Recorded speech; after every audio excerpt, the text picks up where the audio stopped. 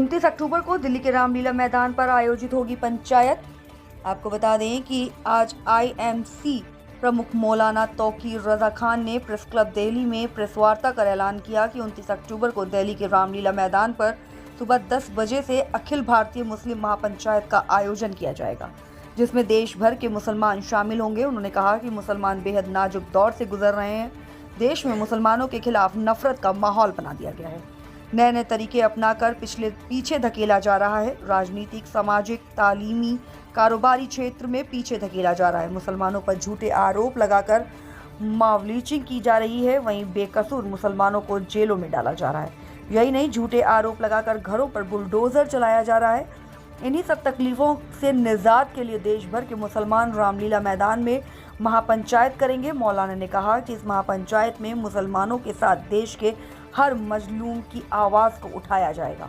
उन्होंने कहा कि इस महापंचायत में शामिल होने के लिए देश के मुसलमानों को देश के मुसलमानों की तरफ से दावत दी जाती है। अपनी आवाज़ बुलंद करने के लिए दिल्ली के रामलीला मैदान में आयोजित महापंचायत में शामिल हों। उन्होंने कहा कि जुल्म के खिलाफ संवैधानिक रूप से महापंचायत में इत्तेहाद का पैगाम देते हुए सभी वर्ग के लोग शामिल रहेंगे। आईएमसी मीडिया प्रभारी मुनीर इदरीसी ने बताया कि इस महापंचायत को वी द इंडियन मुस्लिम, हम भारत के मुसलमान का नाम दिया गया है। इसमें देश भर के छोटे बड़े सभी खाओं से जिम्मेदारन सामाजिक कार्यकर्ता, बुद्धिजीवी वर्ग के साथ सेकुलर सोच के लोग शामिल रहेंगे। महापंचायत का आयोजन आईएमसी प्रमुख मौलाना तौकीर रजा खान के संरक्षण और सुप्रीम कोर्ट के जाने माने वकील महमूद प्राचा की देखरेख में आयोजित किया जाएगा। बरेली से अकरम खान की रिपोर्ट। कैसे देखते हैं पूरे मामले को? आज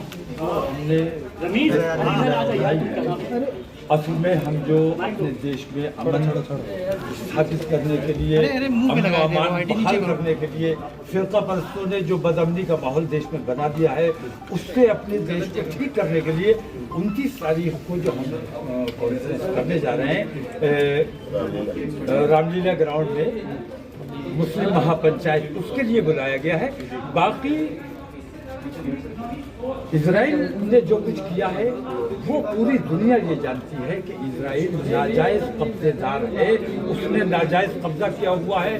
वो शरणार्थी की हैसियत से गया था और फिलिस्तीनियों ने उसकी उन लोगों की मदद की थी, नरेंद्र मोदी हमदर्दी की थी। तो ये नाजायज कब्जेदार है और ये वहाँ के लोगों को मार मार के उनकी जमीनों को छीन रहे हैं। लेकिन फिलिस्तीन अगर अपने हक और जमीन की बात कर रहा है तो दुनिया उसे आतंकवादी क्यों कह रही है? नरेंद्र मोदी जैसे लोगों की अक्सरियत है पूरी दुनिया में। अक्सरियत नरेंद्र मोदी जैसे जालिम लोगों की है। जालिम हमेशा जालिम का साथ देगा, मजलूम का साथ कभी नहीं देगा।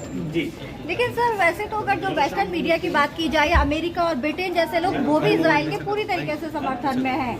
तो अमेरिका का सदर बिना इजराइल की मर्जी के कोई रह नहीं सकता, और जो इजराइल की मर्जी के बगैर वहाँ सदर बन गया वो मारा गया। उसकी मौत का पता नहीं चला कि कैसे मरा। अमेरिका को अमेरिका नहीं चला रहा है, अमेरिका को इजराइल चलाने का काम कर रहा है।